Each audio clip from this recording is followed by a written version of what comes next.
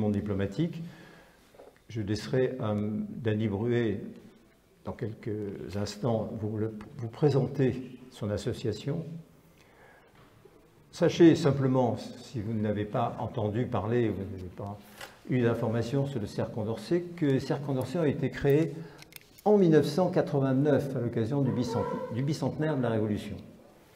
Et, disons, à l'instigation de Robert Badinter, parrainage prestigieux, et également de la Ligue de l'enseignement. Il y a une quarantaine de cercles Condorcet à peu près en France. Ce qu'il faut dire, c'est pourquoi cercle Condorcet, nous référant à ce magistrat de la Révolution française qui s'est distingué par ses écrits nombreux sur la nécessité de la formation du citoyen, de l'éducation du citoyen et de l'instruction. Donc nous réclamons de Cercle Condorcet, il est évident que nous sommes un peu, si vous voulez, dans le créneau de la formation du citoyen. Tout modestement, nous abordons des grands problèmes de la société en suscitant au mieux les réactions, les débats du public. Voilà, donc je ne vais pas trop m'étaler là-dessus. Vous aurez des informations à la sortie de la salle qui vous permettront d'avoir éventuellement d'autres précisions. Dany, tu parles des amis du monde diplomatique ? Je vois dans le champ de la caméra. Ah ben, je vous laisse ma place. Ah ben, merci. Voilà. Et il faut appuyer sur le bouton. Donc le Monde diplomatique est le journal français le plus distribué dans le monde, puisqu'il est traduit dans 31 langues et il est vendu dans 92 pays. Alors ce n'est pas une multinationale, c'est par des accords avec des journaux de chaque pays qui partagent les mêmes valeurs et qui ont la même ligne éditoriale que le Monde diplomatique. Alors le Monde diplomatique est un journal qui, en 42 ans, a réussi à obtenir son indépendance, que ce soit sa ligne éditoriale, que ce soit sur le plan financier et également sur le plan juridique. Alors sur le plan financier, l'association des Amis du Monde diplomatique est le deuxième actionnaire du journal, et c'est l'association qui, en définitive, valide quand il y a un changement de présidence, donc il n'y en a pas eu depuis une quinzaine d'années, mais quand il y a un changement de présidence, c'est l'association des Amis du Monde diplomatique qui valide la décision des journalistes quant à le président pressenti. Voilà, je vous souhaite une bonne conférence.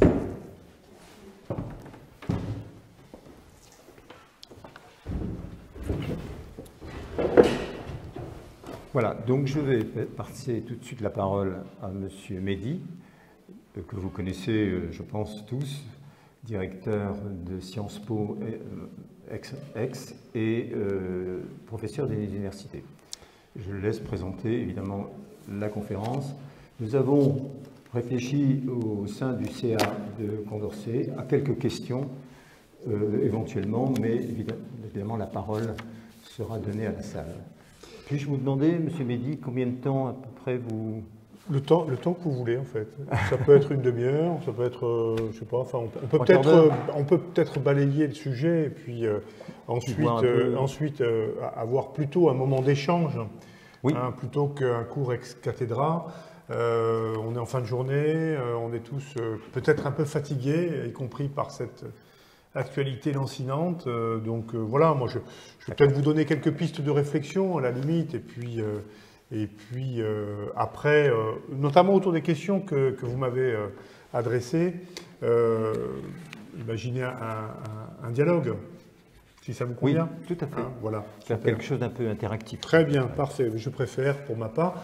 Donc effectivement, je suis Rostan Mehdi, je suis directeur de Sciences Po Ex et je suis professeur de droit et professeur de droit européen, c'est-à-dire que je me consacre depuis bientôt 30 ans à l'étude de l'Union européenne.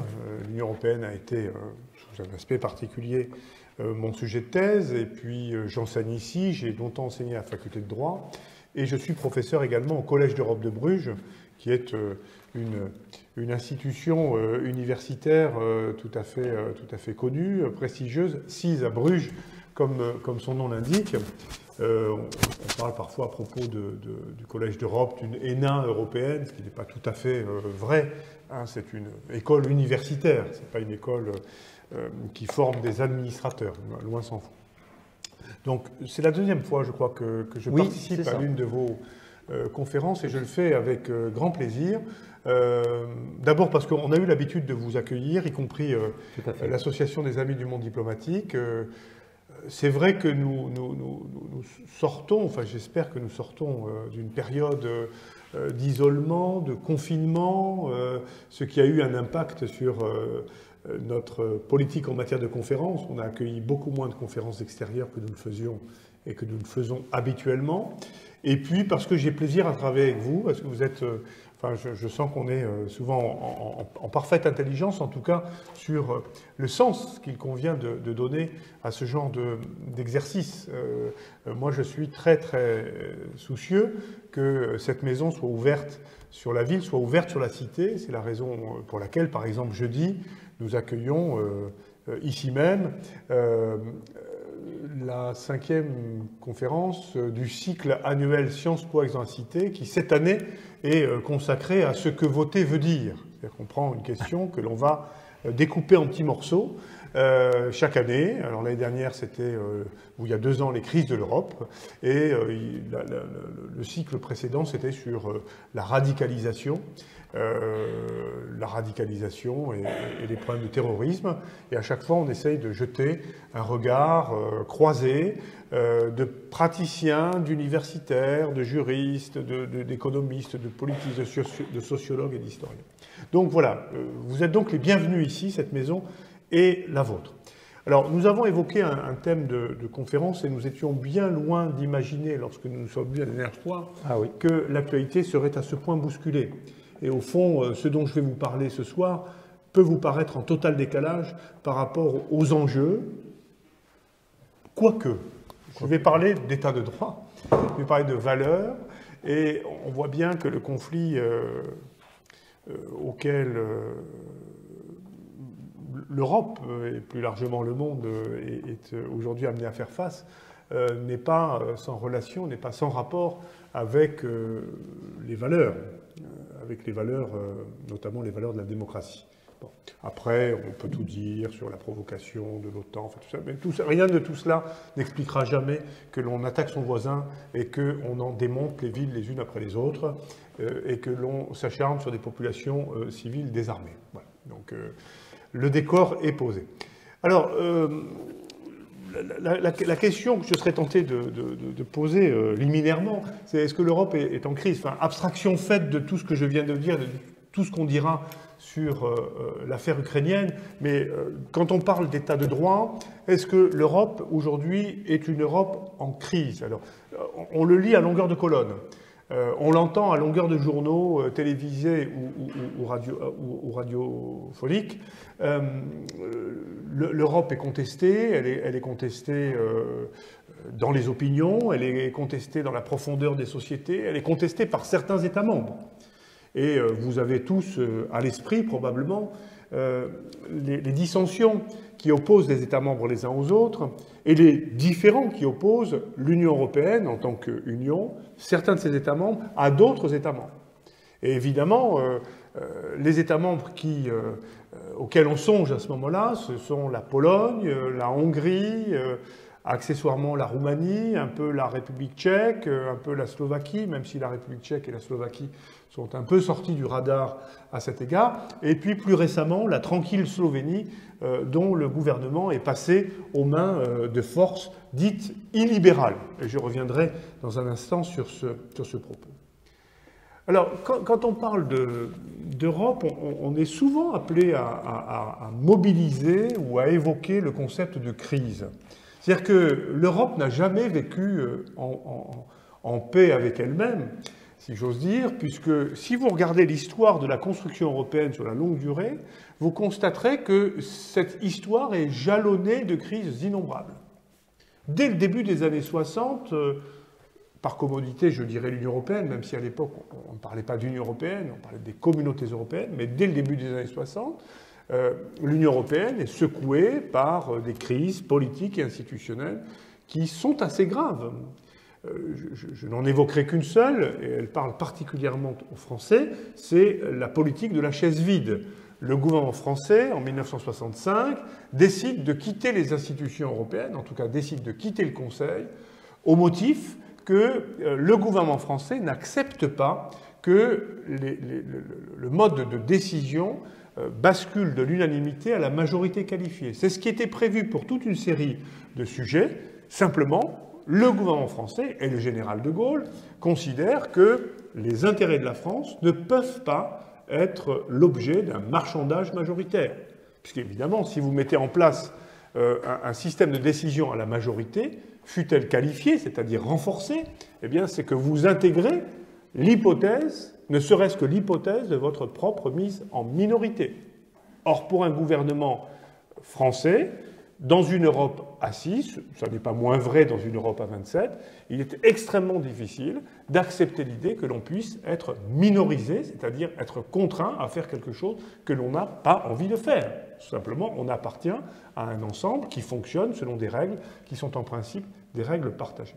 Et puis, si vous regardez la suite de l'histoire de la construction européenne, vous avez une crise importante tous les 4-5 ans, avec parfois des périodes un peu plus tendues que d'autres. Lorsque le Royaume-Uni entre dans le marché commun, comme on le disait à l'époque, en 1973, eh bien, c'est le début d'une séquence de crises innombrables. Dès 1975, le gouvernement britannique évoque la possibilité d'un retrait si le Royaume-Uni n'obtient pas gain de cause sur un certain nombre de sujets. Et ainsi de suite. Sauf que, et je reviendrai sur ce point dans un instant, il me semble que la crise que l'Union européenne vit depuis une petite dizaine d'années est une crise tout à fait singulière. C'est une crise singulière par sa nature autant que par sa gravité, par sa nature autant que par sa densité. C'est une crise qui si j'ose utiliser ce terme, poisseuse, beaucoup plus poisseuse que les crises précédentes, tout simplement parce que, pour la première fois, il me semble que l'Union européenne est confrontée à une crise essentielle, à une crise existentielle. C'est-à-dire que ce que l'on conteste, ce que des États membres contestent, ce n'est pas la répartition de la manne financière, ce n'est pas aurais-je droit à plus ou moins d'aide au titre de telle ou telle politique, de la politique agricole, de la politique structurelle, de la politique régionale. Non, ce qui est en cause, c'est le contrat commun. Est-ce que nous sommes d'accord et encore d'accord sur l'essentiel, c'est-à-dire sur l'essence même du projet? Alors, le problème avec les crises, c'est que c'est souvent une crise est souvent une donnée objective autant qu'une affaire de perception. Et je serais tenté de dire que ça n'est pas, au fond, ce n'est pas si important. Est-ce que la crise existe objectivement ou est-ce qu'elle est perçue comme étant une crise? Après tout, c'est un débat qui, d'un point de vue épistémologique, peut être intéressant, mais d'un point de vue pratique et politique, ça n'est pas une question à laquelle il faut consacrer trop de temps. Je pense qu'effectivement, l'Europe est en crise, en tout cas, elle se vit en crise, et il y a tous les stigmates d'une maladie et d'une maladie grave. Il y a tous les indices qu'effectivement, les choses ne vont pas et ne vont pas bien. Je m'expliquerai là aussi de manière un peu plus détaillée. Alors, considérer que l'Europe est en crise ou qu'elle vit en crise ou qu'elle vit des crises nous amène à peut-être composer avec un paradoxe que je décrivais dans un papier que j'ai écrit il y a quelques années, en utilisant d'ailleurs une formule qui n'est pas de moi. Un paradoxe est celui d'une identité malheureuse, c'est-à-dire que l'Union européenne est en fait une union qui, sur bien des points, a rempli les objectifs qu'on lui avait assignés. C'est-à-dire que je pense que le contrat a été rempli sur plus d'un point, Et pourtant, l'Europe est taraudée, travaillée par le sentiment que les choses ne vont pas et ne vont pas bien. Et je crois que c'est une perception des choses, une appréhension des choses qui est un peu injuste parce que, d'une certaine manière, l'Union européenne a accompli, et je crois qu'on en prend particulièrement la mesure depuis le début de la semaine, l'Union européenne a accompli le principal objectif qui lui avait été fixé, à savoir une pacification durable. Une pacification durable à l'échelle continentale, en tout cas à l'échelle continentale comprise dans les frontières de l'Union européenne elle-même. L'Union européenne est devenue, au fil du temps, un îlot de prospérité, alors sans doute de prospérité relative, mais un îlot de prospérité et de tranquillité. C'est une zone dans laquelle les États membres ont renoncé à recourir aux outils habituels de la diplomatie et des relations internationales, entendues au sens classique.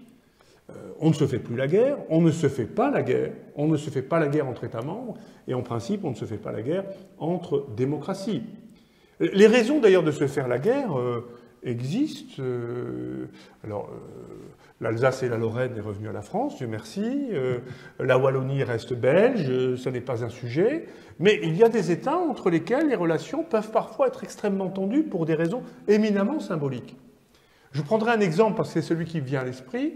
Les relations entre la Hongrie et son voisinage sont des relations difficiles. Tout simplement parce que la Hongrie, vous le savez, a vu son territoire se contracter des 2/3 après la Première Guerre mondiale. Et qu'il y a des minorités hongroises absolument partout aux environs ou aux alentours de l'État qu'on appelle aujourd'hui la Hongrie. Vous avez des Hongrois en Roumanie, en Transylvanie. Je ne sais pas si vous avez déjà été dans cette région du monde. La ville de Cluj-Napoca, qui est une ville que je connais bien pour d'autres raisons, est une ville où tout est en 2 langues au minimum, voire 3, parce qu'il y a aussi un peu d'allemand, du hongrois, du roumain, de l'allemand. L'université Babes-Bolyai, qui est la grande université de Cluj-Napoca, est une université bilingue, enfin beaucoup plus en réalité parce qu'on y enseigne aussi en anglais et en français, mais on y enseigne basiquement en roumain et en hongrois. Il y a des minorités hongroises en Slovaquie, en Serbie, enfin dans un certain nombre d'États de la région. Entre la Slovaquie et la Hongrie, les choses ont failli très mal tourner à la fin des années 2000, en 2009. C'est une anecdote, mais qui en dit long finalement sur la capacité d'absorption de l'Union européenne de ce genre de choc. Le président de Hongrie de l'époque décide d'aller fleurir un monument dédié à Saint-Étienne, qui est le patron de la Hongrie, mais il se trouve que ce monument est du côté slovaque de la frontière. Cortège présidentiel, le président Solom, si mes souvenirs sont exacts, est accompagné d'une partie de son gouvernement, et voilà que le président et ses ministres entendent ou décident de franchir la frontière entre 2 États membres. Et les douaniers slovaques ne l'entendent pas du tout de cette oreille, et s'opposent à l'entrée du président de la République ou du président hongrois et de ses ministres sur le territoire de la Slovaquie. Incident diplomatique. En d'autres temps, il n'en aurait pas fallu plus pour que ces États en viennent aux mains et montent immédiatement aux extrêmes. On avait, d'un point de vue symbolique, porté atteinte à l'honneur de l'État hongrois. L'affaire s'est tout simplement réglée devant la Cour de justice de l'Union européenne, sur le terrain de la libre circulation des citoyens. Est-ce que le chef d'un État membre de l'Union européenne qui décide de se rendre de son État membre dans un autre État membre est un citoyen comme les autres? Est-ce qu'il peut bénéficier, comme tous les citoyens, du principe de libre circulation des personnes? La Cour a répondu par la négative en considérant qu'un chef de l'État n'est évidemment pas un citoyen comme les autres et que, dans le contexte que je viens d'expliquer, un autre État membre peut évidemment prévoir des restrictions, mais ces restrictions ne constituent pas une ingérence inacceptable ou disproportionnée dans l'exercice d'une liberté fondamentale. Donc, cet exemple, qui est, je le répète, tout à fait anecdotique, illustre assez bien la capacité d'une organisation très institutionnalisée à objectiver des conflits qui, en d'autres circonstances, n'auraient pas manqué de conduire à une montée aux extrêmes.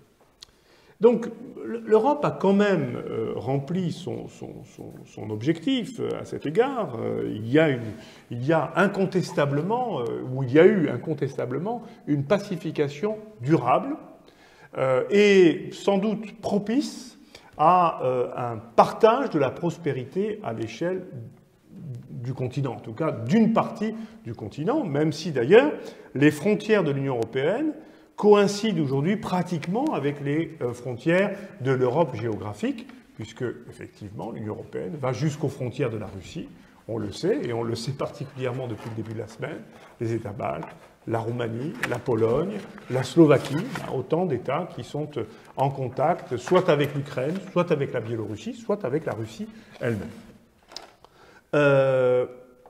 Alors, cela étant observé, et c'est au fond l'objet de mon propos, l'Union européenne ne s'est pas contentée d'organiser une zone de prospérité économique dans laquelle les États auraient appris à se parler pacifiquement les uns les autres, auraient appris à conduire ensemble, en commun, des politiques publiques. Ce qui est assez marquant, c'est que cette communauté européenne, devenue Union européenne, s'est progressivement transformée en union de droit.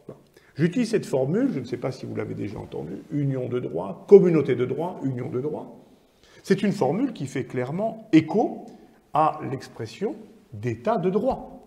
C'est-à-dire que, au détour des années 80, aiguillonnée par les États membres, ou par certains d'entre eux, l'Union européenne a fini par dire « mais nous sommes composés d'États de droit, étant composés d'États de droit, nous sommes une union de droit ». Alors quand je dis « nous », l'Union européenne, ce sont ses institutions, le Parlement européen, qui est une institution dont la légitimité démocratique est extrêmement forte, et on a encore pu le mesurer aujourd'hui. La Cour de justice, qui, à la manière d'une Cour suprême, dit le droit. Et on va voir dans un instant combien le rôle de la Cour de justice est absolument crucial. Effectivement, l'Union européenne a été piquée au flanc par un certain nombre d'États membres. Par deux États membres en particulier, et vous allez comprendre que cela ne doit rien au hasard. L'Italie et l'Allemagne. L'Italie et l'Allemagne, dans les années 70-80, sont extrêmement vigilantes. Pourquoi? Parce que, et je vais utiliser un autre terme que vous avez probablement entendu, le terme de primauté, la primauté du droit de l'Union européenne. Le droit de l'Union européenne prime les droits nationaux. Alors, souvent, ça suscite des réserves, mais la primauté est une idée aussi ancienne que le droit international lui-même. C'est-à-dire qu'à partir du moment où un État prend un engagement international, cet engagement international, quel qu'il soit, et ça vaut a fortiori pour les engagements européens, cet engagement international génère à son endroit des obligations, et ces obligations, il doit s'y soumettre. Voilà. Parce que c'est le résultat, en tout cas c'est la mise en œuvre d'un adage que tous les internationalistes connaissent, pacta sunt servanda. Quand vous apposez votre signature au bas d'un parchemin, d'un traité, eh bien ce traité vous engage, y compris d'ailleurs à l'égard de votre propre constitution. D'ailleurs, les constitutions sont bien faites, puisque dans toutes nos constitutions, vous avez des dispositions qui, précisément, permettent à l'État de s'engager sur le plan international et intègrent l'idée que les obligations résultant de ces engagements internationaux bénéficieront d'une forme de prévalence par rapport au droit national. Bon. Simplement, quand on a dit ça, on ne peut pas dissiper toutes les craintes qui sont liées à l'application du principe de primauté. Notamment lorsque l'on voit cette question de Rome ou de Bonn à l'époque.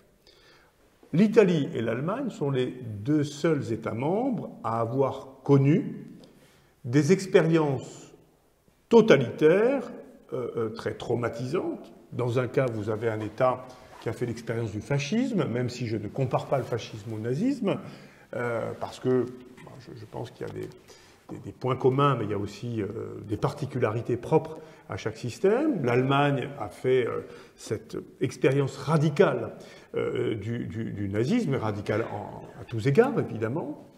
Ces deux États ont été engagés dans le mauvais camp au moment de la Seconde Guerre mondiale, même si l'Italie, en septembre 1943, signe un traité d'armistice avec les Alliés et change de camp. Et ces deux États doivent, à partir de 1945, se reconstruire. Et ces deux États vont se reconstruire à partir d'une matrice constitutionnelle qui place en son cœur notamment les droits fondamentaux. Les droits fondamentaux en Italie et en Allemagne, le fédéralisme. Les droits fondamentaux et le fédéralisme étant des contraintes s'exerçant constamment sur le pouvoir. C'est un pouvoir que l'on divise et que l'on oblige, que l'on divise par une organisation politique et territoriale. L'Italie n'est pas un État fédéral, c'est un État très régionalisé. Les régions ont beaucoup de pouvoir. L'Allemagne est un État fédéral. Et les droits fondamentaux sont vraiment placés au cœur du projet constitutionnel dans l'un et l'autre cas. Et ces deux États, notamment par la voie de leur cour constitutionnelle, diront non, nous, le principe de primauté, on l'accepte, mais jusqu'à un certain point. Il n'est pas imaginable que le principe de primauté se fasse ou s'applique sur les ruines fumantes d'états de droit que nous avons patiemment reconstruits. Et donc il va y avoir une espèce de dialectique entre les institutions, et notamment les juridictions italiennes et allemandes, qui seront rejointes d'ailleurs assez rapidement par d'autres juridictions, notamment le Conseil d'État français. Il va y avoir donc une relation dialectique se nouant entre les institutions nationales et les institutions européennes, et en particulier entre les juridictions constitutionnelles ou les juridictions suprêmes nationales et la Cour de justice. Et ce débat va se dénouer au mi-temps des années 80 dans un arrêt de la Cour de justice très, très célèbre, l'arrêt Party-les Verts, dans lequel la Cour de justice va utiliser pour la première fois la formule « communauté de droit ». La communauté européenne est une communauté de droit. Qu'est-ce que ça veut dire? Ça veut dire que la communauté européenne, et aujourd'hui l'Union européenne, reprend ou reprenne la sémantique, les principes, les valeurs de l'état de droit. C'est-à-dire, l'idée est simple à comprendre. Nous sommes, nous, Union européenne, composés d'états de droit. Pourquoi voudriez-vous que l'Union européenne fonctionne selon des règles qui ne seraient pas celles qui président au fonctionnement des états de droit eux-mêmes? Donc la prévalence de la règle de droit. Nul ne peut échapper à la prévalence de la règle de droit. Aucune institution, aucun pouvoir public, national ou européen, ne peut imaginer exercer ses compétences sans avoir constamment un œil sur ce que commande le respect des droits fondamentaux de la personne humaine. Et à partir de là, c'est vrai que les choses vont progressivement s'apaiser. C'est-à-dire que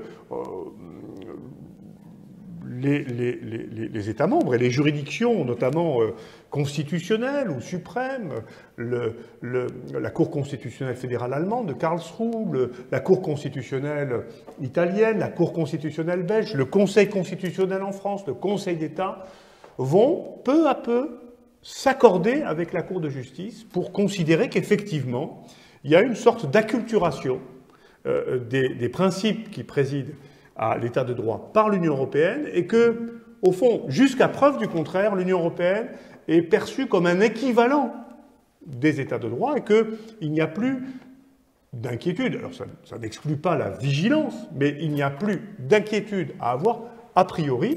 Et c'est vrai que pendant des années, les choses se sont passées d'autant mieux d'ailleurs que dans les traités eux-mêmes, les États membres ont veillé à ce que des dispositions fassent écho à cette évolution. Je vous donne ici lecture d'un article qui est tout à fait important, qui n'est pas très bien rédigé, mais tout le monde en comprendra le sens. C'est l'article 2 du traité sur l'Union européenne. L'Union est fondée sur les valeurs de respect de la dignité humaine, de liberté, de démocratie, d'égalité, de l'état de droit, ainsi que de respect des droits de l'homme y compris des droits des personnes appartenant à des minorités. Ces valeurs sont communes aux États membres dans une société caractérisée par le pluralisme, la non-discrimination, la tolérance, la justice, la solidarité et l'égalité entre les femmes et les hommes. Cet article 2 est évidemment une disposition clé du traité sur l'Union européenne. C'est l'article qui, en fait, rappelle aux États membres, aux citoyens, aux États tiers, que l'Union européenne, c'est une union de droit, c'est-à-dire une union qui va s'adosser ou s'appuyer sur un socle de valeurs. Les valeurs sont celles que je viens de rappeler. Je dis que c'est un article qui n'est pas bien rédigé parce que ça fait un peu auberge espagnole, enfin, il est un peu redondant, il y a des expressions qui sont peut-être interchangeables, mais je pense qu'on est dans un domaine où il vaut mieux être redondant que mutique. Voilà. Et donc, c'est de ce point de vue un article qui a vocation à énoncer ou à annoncer plus exactement la couleur. Cette union est une union qui ne se conçoit que comme démocratique. Et cet article 2 est lui-même complété par ce que l'on appelle la Charte des droits fondamentaux de l'Union européenne. La Charte des droits fondamentaux, c'est, pour dire les choses simplement, c'est la Bill of Rights, c'est la déclaration des droits de l'homme et du citoyen à l'échelle européenne. Un long préambule, enfin un assez long préambule, et puis ensuite vous avez toute une série de dispositions. Il y a une cinquantaine d'articles, il y en a 54 précisément. L'article premier, je ne vais pas tous vous les lire évidemment, la dignité humaine est inviolable, elle doit être respectée et protégée. Article 2, toute personne a droit à la vie, nul ne peut être condamné à la peine de mort ni exécuté. C'est clair, c'est net, c'est carré, ça ne laisse aucun doute sur le fait que si on est membre de l'Union européenne, ben voilà, on doit évidemment souscrire, mais pas simplement souscrire, respecter ces exigences. Et puis si on va un peu plus loin, il y a l'égalité, hein, égalité en droit, toutes les personnes sont égales en droit, la non-discrimination, la diversité culturelle, religieuse et linguistique, l'égalité entre les femmes et les hommes, les droits de l'enfant, le droit des personnes âgées, l'intégration des personnes handicapées, etc., etc. Vous avez également un titre qui est consacré à la justice. J'évoque ce titre parce que vous verrez que c'est une question importante, l'indépendance de la justice. Parce que c'est un petit peu sur ce genre de questions que vont se cristalliser les oppositions entre l'Union européenne et certains de ses États membres. Alors, ce ne sont pas simplement des déclarations en l'air, hein, ce n'est pas des pétitions de principe. Je vais illustrer mon propos en évoquant un sujet un peu particulier, celui de l'adhésion. On ne peut adhérer à l'Union européenne que si on satisfait à ses exigences. Le processus de préadhésion est un processus assez long. Et depuis 1993, on vérifie notamment que les États candidats respectent les principes les plus élémentaires de la démocratie politique, de la démocratie sociale. Il faut que ce que nous tenons pour essentiel soit partagé et que cette conception ne soit pas une conception propre uniquement aux États actuellement membres de l'Union européenne, dont pourraient se dispenser, ou du respect dont pourraient se dispenser les États qui sont candidats.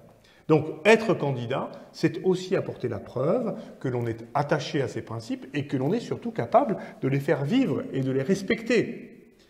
Alors, dans le passé, dans un passé assez récent, lorsqu'il a fallu intégrer les deux derniers États à avoir rejoint l'Union européenne, à savoir la Bulgarie et la Roumanie, l'urgence que les États membres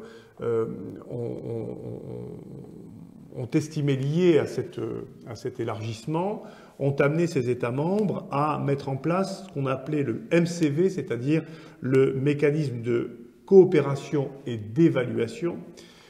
C'est-à-dire que ces États sont entrés dans l'Union européenne en restant sous surveillance assez appuyée. Ça n'est pas une mise sous tutelle, mais c'est un suivi particulier. Voilà. S'assurer que voilà, ces États vont continuer à progresser, notamment sur certains sujets, et je pense en particulier à la lutte contre la corruption. Ce sont des États qui n'ont pas très bonne réputation à cet égard. Alors, aujourd'hui, l'Union européenne, dont les effectifs pour l'heure sont stabilisés à 27 États membres, traverse une crise qui, comme je le disais tout à l'heure, est une crise tout à fait inédite. C'est une crise qui est inédite à la fois par ses ressorts et par ses manifestations. Pour dire les choses simplement, on a vu arriver, à compter de 2010 en Hongrie, et puis 2015 en Pologne, puis en République tchèque, puis en Slovaquie. Alors en Slovaquie, il y a eu un renversement de tendance, puis en Slovénie plus récemment, des forces politiques que l'on qualifie de forces illibérales. Je ne suis pas un spécialiste de théorie politique, mais enfin l'illibéralisme présente lui-même un certain nombre de caractéristiques, un rapport au vote qui est un rapport un peu troublant. C'est-à-dire que le vote a pour effet de légitimer définitivement les autorités que ce vote permet de porter au pouvoir. Une fois que les gens ont voté, les droits de la minorité, par exemple, ne sont plus du tout garantis. C'est-à-dire qu'on est là à rebours des principes les plus élémentaires de la démocratie libérale, pas au sens économique du terme, mais au sens classique du terme, au sens de Condorcet, d'une certaine manière, ou de Tocqueville. Voilà. La minorité n'a pas de raison d'être écrasée par une majorité au seul prétexte que cette majorité aurait remporté un scrutin. L'illibéralisme, qu'on appelle aussi parfois populisme, renvoie aussi à certaines pratiques politiques. Un rapport au temps, par exemple, qui est un rapport lui aussi très particulier. On est dans un présentisme permanent. Tout doit être décidé tout de suite, maintenant, sans concertation, sans discussion, par un chef dont on imagine qu'il est évidemment plus éclairé que la moyenne. On se défie des élites, même si ces élites n'ont d'élite que le nom, ou même si ces élites sont des élites éclairées ou sachantes. On a un rapport à la vérité qui est parfois problématique. Je pense ici à Jonathan Swift, qui est le grand auteur britannique, l'auteur de Gulliver. Et Jonathan Swift est l'auteur d'un traité du mensonge en politique, qui est publié dans les années 1711-1712. On ne sait pas si c'est lui d'ailleurs qui en est l'auteur, c'est quand même assez croustillant pour un ouvrage consacré au mensonge en politique. Et Swift imagine déjà à l'époque, et je reprends sa formule, les pseudologues, c'est-à-dire ce qu'on appellerait, nous, les spin doctors. Ces personnes dont le métier est d'arranger la vérité de manière à permettre la diffusion d'un message politique, de manière à permettre la justification de décisions politiques. Vous avez tous à l'esprit le travail impressionnant de ces spin doctors lorsqu'il s'est agi, par exemple, au Royaume-Uni ou ailleurs, de justifier l'intervention en Irak au début des années 2000. Jonathan Coe, qui est un auteur plus contemporain, a très bien décrit le travail de ces agents d'influence. Bon. Et puisqu'on en est à citer les auteurs, je pense à La Fontaine, qui ne croit pas le trahir, qui disait que les peuples sont de glace à la vérité et de feu au mensonge. Voilà. Je pense que voilà, cette pratique politique est une pratique qui donne tout son sens à cette formule apocryphe. Et le problème, c'est que ces pouvoirs illibéraux vont faire de l'Union européenne une cible permanente de leurs attaques et ils vont même construire une partie de leur légitimité sur la contestation de ce qu'est l'Union européenne et de ce qu'est le projet d'intégration européenne. Finalement, l'Union européenne est délégitimée pour les raisons qui ont légitimé sa création. Je veux dire par là que l'Union européenne est critiquée. Pourquoi? Parce qu'on l'accuse, d'une part, de n'avoir pas su assurer la prospérité des peuples. Crise économique 2008-2009, l'économie européenne, comme l'économie mondiale, est ébranlée. Au sein de l'économie européenne, certaines économies sont plus touchées que d'autres, et on pense évidemment à la Grèce. Et c'est vrai que l'Union européenne, pas seule, d'abord, l'Union européenne n'est jamais que le reflet, bien souvent, des décisions que ses États membres lui demandent de prendre. Parce que là aussi, on parle de l'Union européenne comme si c'était une entité déconnectée des États qui la composent. Le Conseil, qui est l'organe qui assure une grande partie du pouvoir de décision, est un organe qui est composé de ministres, c'est-à-dire de représentants des gouvernements. Donc l'Union européenne, à travers ses institutions, en lien avec d'autres institutions internationales, et notamment le FMI, va mettre sous tutelle économique un État membre, la Grèce, soumettant cet État à une purge économique sur laquelle il n'est peut-être pas utile de s'étendre. Alors c'est vrai que plus de 350 milliards d'euros vont être injectés dans l'économie grecque, mais au prix de réformes structurelles, pour reprendre l'expression toute faite, qui ont été terribles et qui ont eu un coût et qui ont encore un coût social considérable. Bon. Mais enfin, l'Union européenne se voit reprocher de n'avoir pas suffisamment bien protégé les États membres, leur population, face à cette crise économique. Ce qui est, je ne suis pas économiste, mais ce qui est probablement, comme tous ces jugements à l'emporte-pièce, insuffisamment nuancé. L'autre reproche que ces États membres en particulier vont adresser à l'Union européenne, c'est un reproche qui consiste à dire « mais vous n'assurez pas notre sécurité ». Vous voyez bien que les Européens doivent faire face à une vague d'attentats terroristes qui ensanglantent les capitales les unes après les autres, et qu'il y a une corrélation, évidemment, entre cette montée du terrorisme et l'afflux incontrôlé de centaines de milliers de migrants venant de zones dont on sait qu'elles sont pourvoyeuses de violence. Et ça amène la Hongrie, la Pologne, la République tchèque, principalement, et la Slovaquie, à engager un véritable bras de fer à l'encontre de l'Union européenne, avec des points d'orgue. 2015, vous avez un afflux de réfugiés qui est une blague à côté probablement de ce qui va se passer dans les prochaines semaines. Vous avez un peu plus d'1 million de migrants qui arrivent, alors de zones qui sont bien identifiées, Afghanistan, Syrie et Érythrée. Et Libye. Ce sont vraiment les zones de transit ou d'origine les plus importantes. Ces migrants, qui bien souvent d'ailleurs sont des réfugiés, en tout cas des gens qui fuient la violence politique,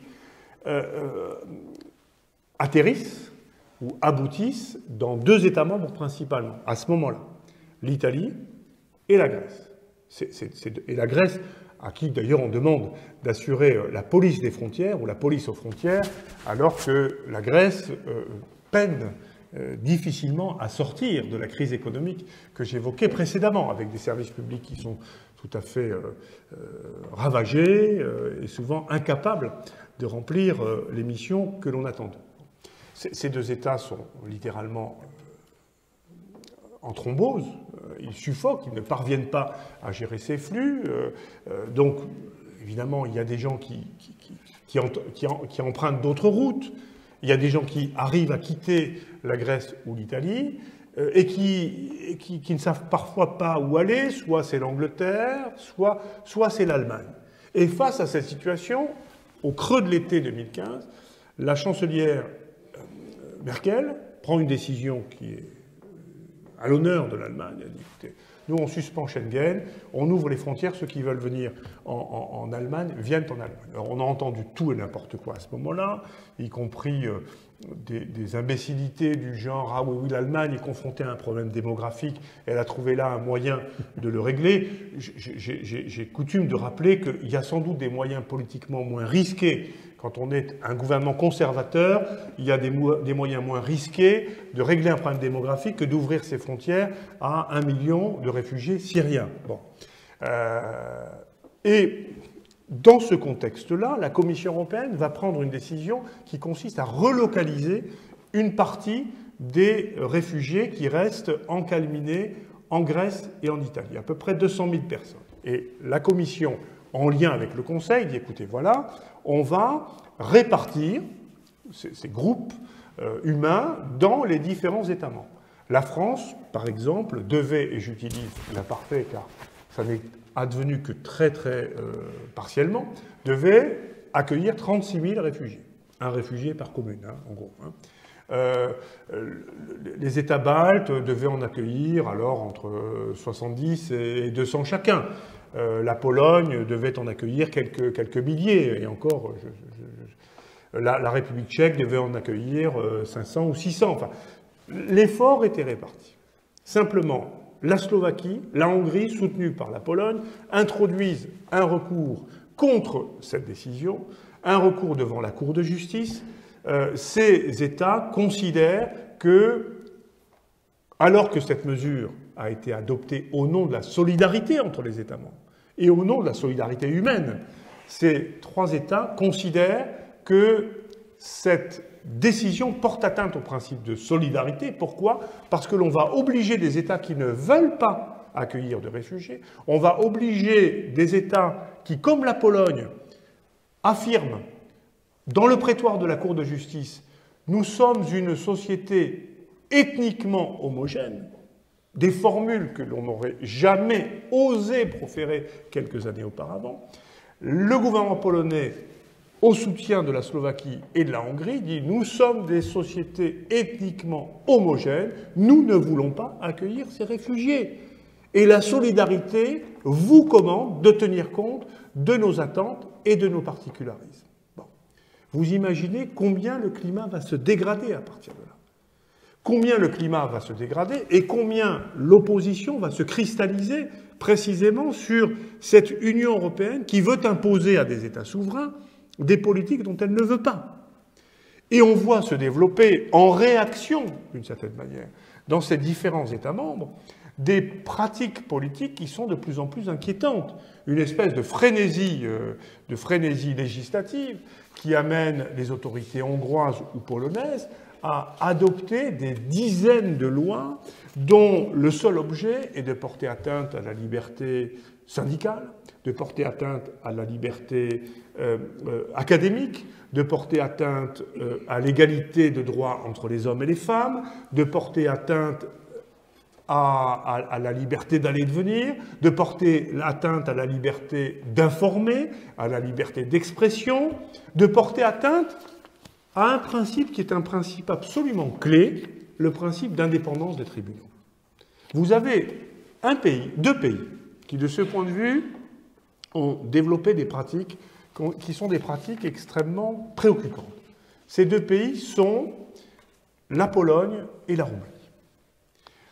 Depuis 2015, la Pologne est dirigée par un gouvernement non pas conservateur, le conservatisme n'est pas le contraire, vraiment à ce que l'on pense, du progrès. Vous avez des gouvernements conservateurs qui ont été capables parfois de faire avancer un certain nombre de sujets. Non, c'est un gouvernement réactionnaire. C'est un gouvernement réactionnaire qui a décidé de purger complètement son appareil administratif et judiciaire de tout ce qui pourrait constituer une opposition. Et le gouvernement polonais a construit une espèce de discours paranoïaque selon lequel la magistrature polonaise, comme la presse polonaise d'ailleurs, serait infestée d'anciens communistes. Donc on va appliquer à la justice polonaise ce que l'on appelle le principe de lustration, c'est-à-dire qu'on va faire disparaître les tenants de cette idéologie ONI. Là aussi, c'est une vue de l'esprit, c'est un mensonge. La Pologne, comme beaucoup d'États d'Europe centrale et orientale, est entrée dans l'Union européenne en prenant un certain nombre d'engagements, en ayant déjà mis en œuvre un certain nombre de réformes, en ayant, le terme purgé n'est pas le terme adapté, mais en ayant reconfigurer son système, notamment judiciaire, de manière à ce qu'il satisfasse aux exigences d'un État de droit moderne. Et pendant 30 ans, il n'y a eu aucun problème. Simplement, à partir de 2015, le frère Kaczynski survivant a décidé de conduire son grand œuvre de purification morale de la justice et politique de la justice polonaise. Concrètement, qu'est-ce que ça veut dire? Concrètement, ça veut dire que les 2/3 des magistrats polonais ont été mis à la retraite. Vous imaginez un instant, en France, il y a 6 ou 7 000 magistrats, eh bien, on en met 4 ou 5 000 à la retraite du jour au lendemain, en disant on va les remplacer, mais par des gens à nous. Et cette reprise en main se manifeste de multiples façons, sur la manière dont on nomme les juges, sur la manière dont leur carrière est suivie, sur la mise en œuvre de règles de responsabilité personnelle des juges. Un juge polonais ou un juge roumain qui, aujourd'hui, invoquerait à l'appui de ses conclusions tel ou tel argument tiré du droit européen, est passible de poursuites pénales. Imaginez un instant que ce soit le cas en France. Que la cour d'appel que la chambre sociale, la cour d'appel d'Aix-en-Provence soit saisie d'un plan social et que la cour d'appel dise mais ce plan social est irrégulier, notamment au regard des règles européennes. Eh bien, dans le système polonais, le juge qui invoque un tel argument est passible de révocation et de sanctions pénales. Donc ça n'est pas rien. Et pourquoi est-ce que ça n'est pas rien? Bien parce qu'on se rend compte que les juges, dans un état de droit, sont comme les canaris dans une mine. Ce sont eux qui sentent arriver le coup de grisou. Ce sont les juges qui vont, à un moment donné, lorsque le système dysfonctionne, notamment parce que le principe majoritaire conduit le pouvoir à avoir une conception radicale de l'exercice de ses propres compétences, le juge est celui qui est une sorte de tiers réflexif. Il n'est pas engagé, en principe du moins, dans des luttes politiques. Il est objectif par rapport aux joutes politiques, et il est celui qui peut maintenir la démocratie sur les voies de la légalité. Donc si vous vous attaquez aux juges, vous vous attaquez en réalité à la vitalité même du système démocratique. Alors que fait-on face à tout cela?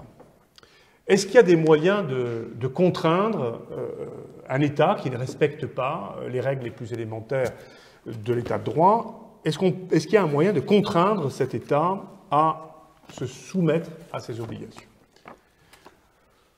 Vous avez dans le traité un article 7, dont vous avez peut-être entendu parler, qui est un article qui permet, alors je vous en donne lecture très rapidement, enfin en tout cas des points principaux, sur proposition motivée d'un tiers des États membres, du Parlement ou de la Commission européenne, le Conseil statue à la majorité des 4/5 de ses membres, après approbation du Parlement, pour constater qu'il existe, peut constater qu'il existe un risque de violation grave par un État membre des valeurs visées à l'article 2, que je vous ai lu tout à l'heure.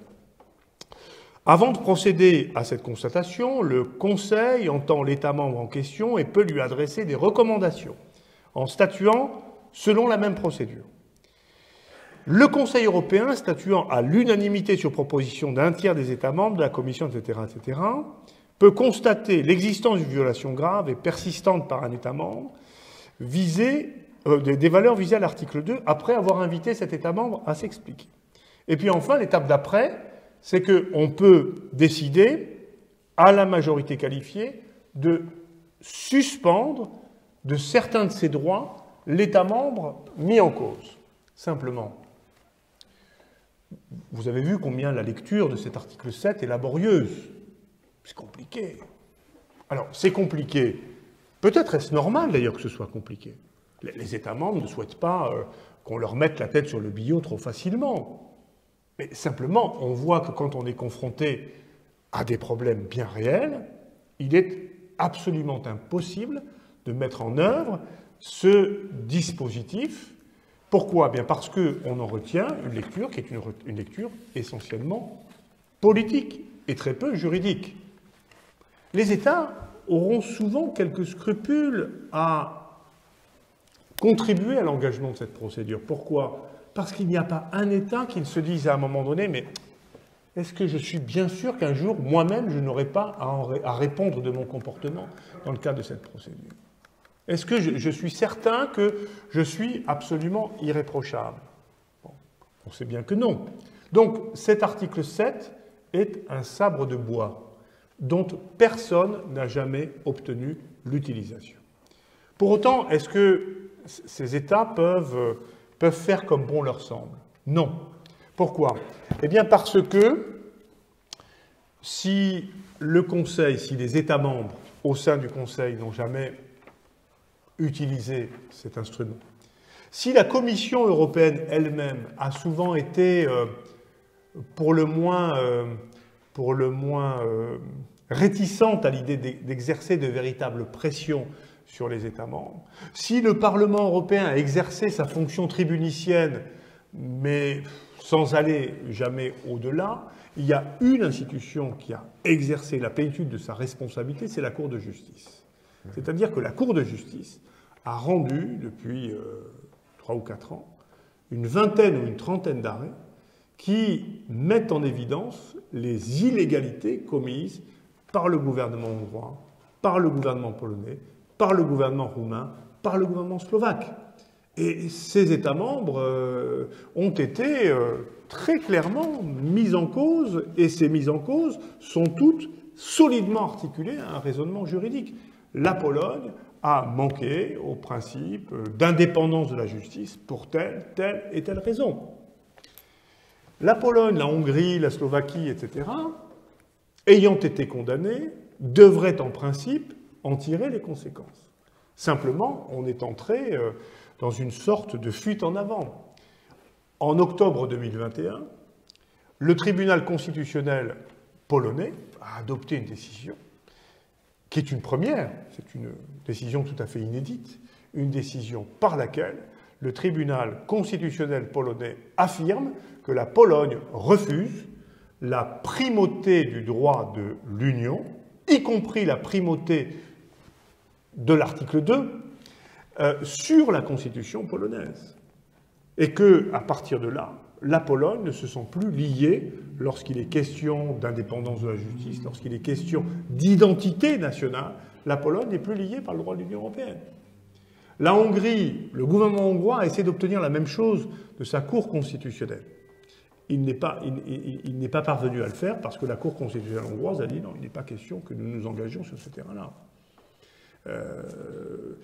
Oui, bien sûr que dans certains cas, un État membre doit pouvoir moduler ou modérer ses engagements européens si ces engagements sont de nature à porter atteinte à son identité constitutionnelle, à ce qui fait le cœur de son identité d'État. Mais ça ne doit arriver que dans des cas absolument extrêmes.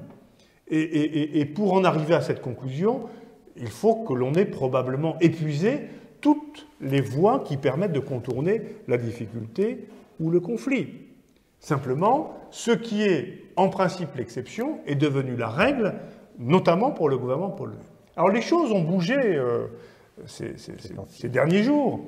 Pourquoi? Parce qu'il y a quelques jours, en février, la Cour de justice a rendu un arrêt qui était très attendu sur les conditions de mise en œuvre d'un règlement dont vous avez peut-être entendu parler, le règlement sur la conditionnalité, l'arrêt date du 16 février dernier, le règlement sur le régime général de conditionnalité pour la protection du budget de l'Union européenne. C'est un règlement qui a été adopté en 2020. Comme souvent, l'Europe prend les problèmes par le petit bout de la lorgnette. Mais c'est une façon qui est assez intelligente. C'est-à-dire que vous abordez un sujet par un angle technique, mais ce faisant, vous en profitez pour poser des principes. Quel est l'objet de ce règlement? Ce règlement, il pose une règle très simple. Les États membres qui portent atteinte au principe de l'État de droit, dans des conditions qui sont susceptibles de porter atteinte aux intérêts financiers et budgétaires de l'Union européenne, eh bien, seront sanctionnés financièrement. C'est-à-dire qu'ils n'obtiendront pas les aides ou les subventions auxquelles il pourrait prétendre. C'est évidemment un sujet qui prend un relief tout à fait particulier lorsque l'on sait que l'Union européenne a adopté un plan de relance de 750 milliards d'euros. Si vous commencez à expliquer aux Hongrois ou aux Polonais qui ne toucheront pas les 20 et quelques milliards ou les 30 et quelques milliards promis à la Pologne ou les presque 10 milliards promis à la Hongrie tant qu'ils ne se conforment pas à leurs obligations en matière de droits fondamentaux, bien, tout d'un coup, ça donne à ce sujet une tonalité différente. Et d'ailleurs, les Hongrois et les Polonais ne s'étaient pas trompés sur ce point, puisqu'ils avaient introduit un recours devant la Cour de justice visant à ce que ce règlement soit annulé, considérant que c'était un règlement qui portait atteinte à l'identité des États, que l'Union européenne outrepassait ses compétences, etc., etc. Et la Cour de justice, le 16 février, a dit non, votre recours est rejeté dans tous ses moyens. C'est un recours qui ne tient pas la route. Le règlement, d'abord, est tout à fait conforme à ce que prescrit notamment l'article 2 du traité. Ce règlement est proportionné, il ne s'agit pas de s'immiscer à l'excès dans les compétences ou l'exercice de compétences étatiques, mais il s'agit de veiller à ce que les atteintes portées aux principes fondamentaux d'une union de droit soient sanctionnées de manière proportionnée. Donc, ces deux gouvernements en ont été pour leurs frais. Voilà, alors évidemment, ce qui se passe depuis 6 jours rebat probablement les cartes. Rebat les cartes, et de quelle manière? Je pense d'abord que ce que je suis en train de vous dire devra être réexaminé à l'aune de ce qui va se passer dans les prochains jours. Je pense que ce que je viens de vous dire devra être donc réexaminé dans 3 semaines, 1 mois, 6 mois. Parce que je suis convaincu que, comme souvent, les stimuli externes, l'ennemi extérieur, la peur d'une crise géopolitique majeure va avoir pour conséquence de remettre les États membres en ligne. Et que ce qui semblait être des querelles insurmontables hier seront demain des problèmes ou des dossiers compliqués, mais que l'on pourra solder. Et moi, je suis à peu près certain que et la Hongrie et la Pologne, dans le contexte actuel, vont faire machine arrière et vont probablement rentrer dans le rang. Par ailleurs, je suis convaincu que si l'affaire ne dégénère pas, ce qu'évidemment on ne peut pas exclure, et c'est malheureux, je suis convaincu que la crise ukrainienne va avoir pour effet, là aussi, de resserrer les rangs de l'Union européenne et des États qui la composent autour des valeurs constitutives de l'Union européenne.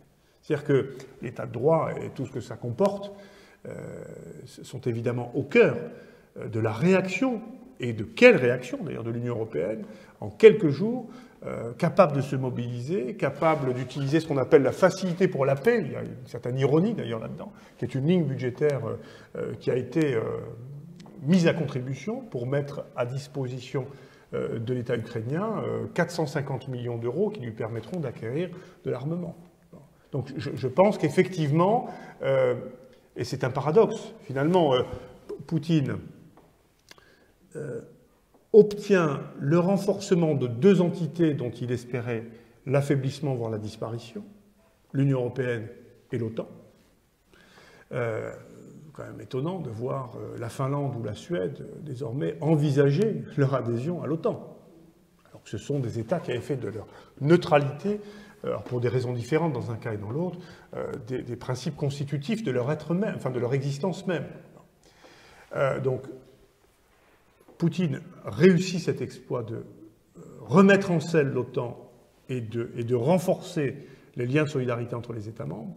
Et à l'inverse, Poutine perd un avantage qui était un avantage hérité d'ailleurs en ce qui le concerne, l'avantage qui tenait au fait que la Russie, et avant elle l'Union soviétique, occupait une place centrale dans l'architecture de la sécurité collective mondiale.